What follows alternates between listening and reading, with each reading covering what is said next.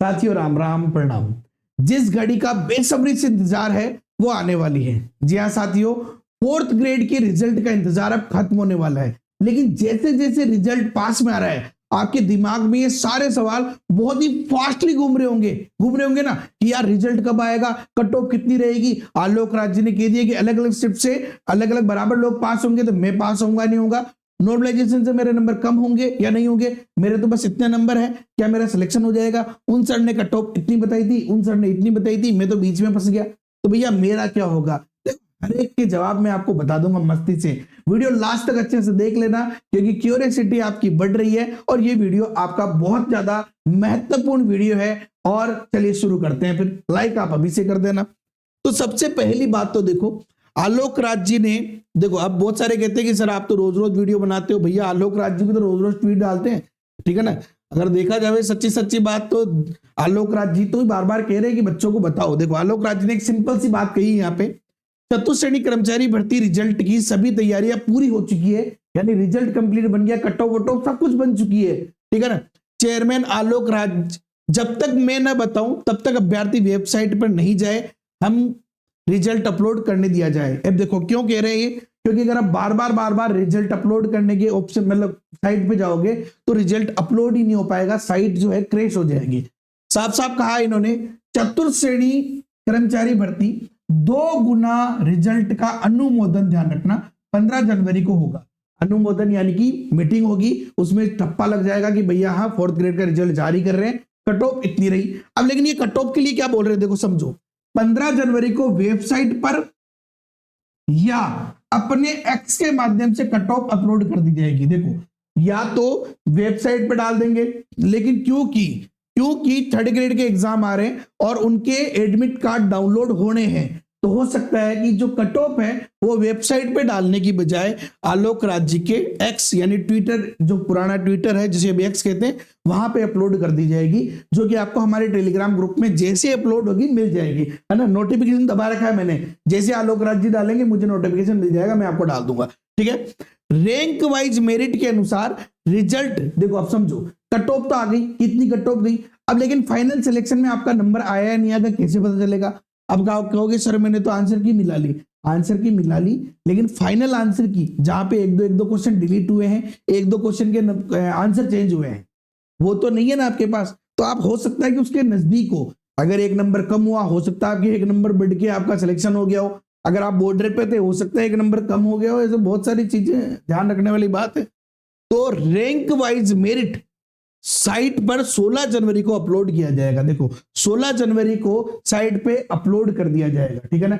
मकर संक्रांति है, उसके मजे लो, और उसके बाद में मकर संक्रांति के जस्ट नेक्स्ट दिन, यानी हम कह सकते हैं कि कल मकर संक्रांति है, तो मकर संक्रांति के अगला दिन यानी कि कल कट ऑफ आ जाएगी, उसके अगला दिन यानी कि कल आपका मेरिट में नाम आ जाएगा। फिर मिठाई खिलाना मत भूलना, कमेंट कर देना जिसका भी सिलेक्शन हो रहा है, कमेंट कर देंगे सर मेरा सिलेक्शन हो रहा है, मिठाई भिजवा देंगे आपको। प्लाटून कमांडर ड्राइवर परिचालक भर्ती का परिणाम भी 16 से 17 को अपलोड किया जाएगा, ठीक है ना। साथ ही साथ देखो एक विशेष सूचना है ना, यहाँ पे कोई प्रमोशन नहीं कर रहा, मैं फोर्थ ग्रेड के बारे में बता रहा हूँ, ठीक है ना। लेकिन आप मेरिट कट ऑफ भी बताऊंगा, उससे पहले एक सिंपल सी बात बता रहा हूं मैं आपको कि प्रत्येक पारी से, ध्यान रखना, प्रत्येक पारी से 9000 स्टूडेंट, ध्यान रखना 9000 स्टूडेंट का जो है वो सिलेक्शन किया जाएगा प्रत्येक पारी से। तो 6 पारियों के 54,000 स्टूडेंट लगभग हो गए, लगभग 9000, जिसमें नॉन टीएसपी और टीएसपी भी है। साथ ही साथ देखो आलोक राज जी ने साफ साफ एक बात कही है कि जब हमने शिफ्ट वाइज बांटा था एग्जाम देने के लिए, उस समय बिल्कुल जैसे कि जनरल कैंडिडेट जो है उनको इक्वल बांट दिया था, एससी कैंडिडेट उनको इक्वल बांट दिया था, एसटी कैंडिडेट उनको इक्वल बांट दिया था, ओबीसी हो इसमें भी मेल और फीमेल इक्वल बांट दिया, हॉरिजेंटल हो इक्वल बांट दिया, एक्स सर्विसमैन हो इक्वल बांट दिया। यानी कि जितनी भी कैटेगरी वाइज कट ऑफ बनती है उन सबको पहले से सब शिफ्ट में इक्वल बांट दिया गया था। तो इसका मतलब क्या हुआ कि इस शिफ्ट के टॉप 9000 यानी कैटेगरी वाइज, समझ रहे हो ना, कैटेगरी वाइज। जैसे कि अगर मैं बात करूं 9000 में से जनरल की 4500 सीटें हैं, तो 4500 पहले सिलेक्ट हो जाएंगे, उसके बाद में एससी के, फिर एसटी के, ओबीसी के, इस प्रकार से। तो टॉप 9000, इधर के टॉप 9000, इधर के टॉप 9000, इस प्रकार से पहली रैंक वाले के इधर 6 बंदे आ जाएंगे, या जितने भी बंदे वो पहली रैंक पे आ जाएंगे। दूसरे रैंक पे जो है वो दूसरी पे देंगे, और इस प्रकार से इक्यू परसेंटाइल अपन जिसको बोलते हैं अभी, वो इक्यू परसेंटाइल से 54,000 बंदों का सिलेक्शन हो जाएगा, 53,753। समझ में मेरी बात को?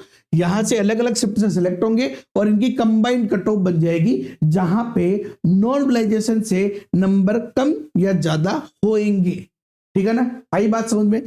चलो, कितने नंबर कम होंगे, कितने बढ़ेंगे, वो भी बता देंगे आपको। पहले कट ऑफ के बारे में बता दूं, मैं आज भी यही कह रहा हूं, कट ऑफ पे मैं इसी पे टिका हूं।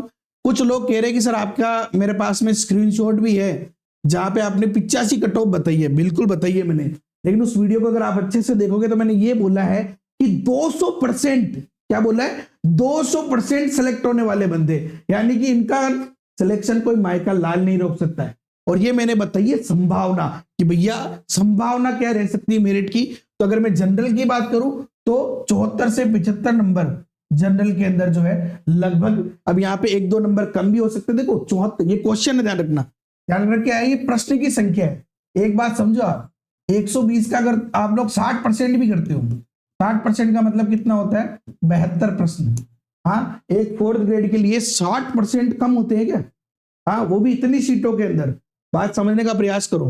तो जनरल के अंदर 74 से 75 क्वेश्चन रह सकती है, ओबीसी में 72 से 73 क्वेश्चन रह सकती है, ईडब्ल्यूएस में 70 से 71 रह सकती है, एससी में 65 से 66, एसटी में 62 से 64, एमबीसी में 68 से 69, और बाकी जितनी भी अदर कैटेगरीज है, हॉरिजेंटल है, एक्स सर्विसमैन है, डाइवोसी है, उनमें 55 प्लस जो है ये रह सकती है। महिलाओं में 1-2 क्वेश्चन और कम रह सकते हैं। ध्यान रखना, ये प्रश्नों की संख्या है ना। इसको आप चाहो तो 1.67 से मल्टीप्लाई कर लेना, तो आपके नंबर काउंट पता चल जाएगा भाई कितने नंबर आपके जा रहे। ठीक है ना, ये नॉन टीएसपी की मेरिट है। अब इससे जिनके कम है वो कहेंगे कि सर इमू कम जाए, जी का ज्यादा है वो कहे भाई आना जावा ज्यादा जाए। तो कहने की बात है, कुछ लोग कहेंगे कि इतनी जा रही है तो मेरे गांव के सभी सेलेक्ट हो जाएंगे। भैया वैसे भी बहुत सारे लोग सेलेक्ट होने हैं, ठीक है ना, हर गांव में एक आधा बंदा तो सेलेक्ट होगा ही होगा, इतनी बड़ी भर्ती है भैया, बहुत कुछ होगा।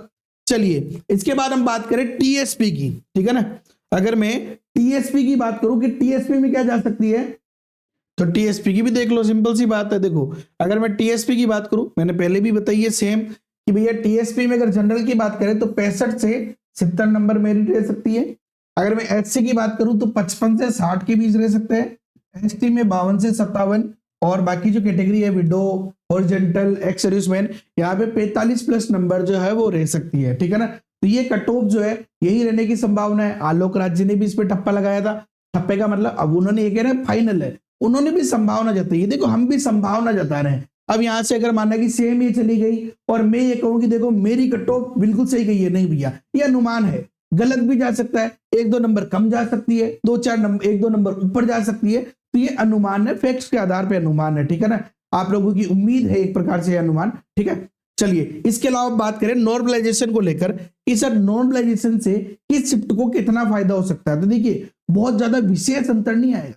ठीक है ना, एक सिंपल सी बात समझ लेना आप लोग कि विशेष अंतर नहीं आएगा। ऐसा नहीं होगा कि भैया बहुत ज्यादा डिफरेंस आ गया। हो क्या सकता है, अगर मैं बात करूं कि जैसे 6 की 6 जो शिफ्ट है,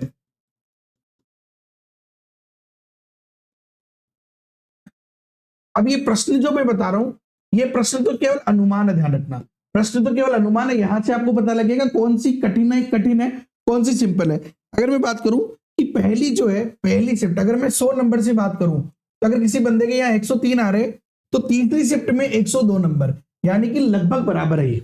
अगर मैं पहली शिफ्ट और तीसरी शिफ्ट को अगर मैं तुलना करूं तो पहली और शिफ्ट तीसरी शिफ्ट में बहुत ज्यादा डिफरेंस नहीं रहेगा।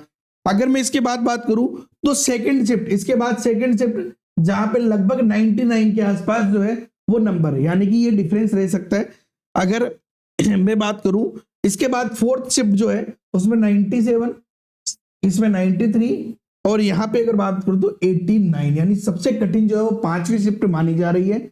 उसके बाद में इससे 6ठी शिफ्ट, उसके बाद में 4थी शिफ्ट, उसके बाद में दूसरी, फिर तीसरी और फिर पहली। सबसे सरल पहली जो है वो कहा जा रहा है। ठीक है ना, तो यहाँ पे अगर मैं नंबर की बात करूं तो लगभग देखो बहुत ज्यादा यहाँ से बहुत ज्यादा डिफरेंस नहीं होगा। क्यों? क्योंकि अलग अलग पारियों में बांट दिया गया है।